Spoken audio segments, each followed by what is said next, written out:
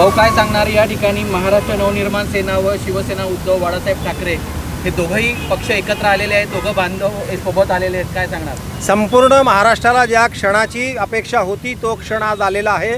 सन्माननीय राजसाहेब ठाकरे आणि सन्माननीय उद्धवसाहेब ठाकरे या दोघी भावांचे पक्ष एकत्र आले। हा एक ऐतिहासिक दिवस आहे। या आणि ऐतिहासिक दिवसाचा जल्लोष करण्याकरता महाराष्ट्र नवनिर्माण सेनेच्या जागावर शहरातील सगळे पदाधिकारी सहकारी एकत्र जमलेले आहेत।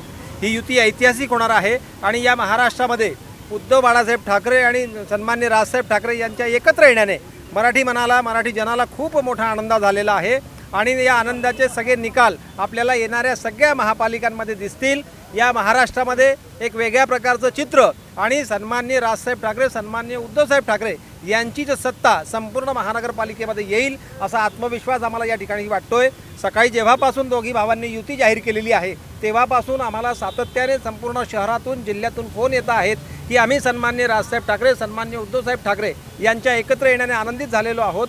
जो क्षण, ज्या क्षणाची आम्ही गेल्या 20 वर्षापासून वाट बघत होतो तो क्षण आज आलेला आहे आणि आमच्या मनासारखं झालेलं आहे आणि आम्हाला या महाराष्ट्रामध्ये ठाकरे सरकारच बघायचं आहे असा आत्मविश्वास अनेक लोकांनी आमच्याकडे आज व्यक्त केला। लोकांच्या पोटामध्ये पोटशूळ उठलेले आहेत, त्याच्यामध्ये प्रस्थापित पक्षसुद्धा एक झालेले आहेत।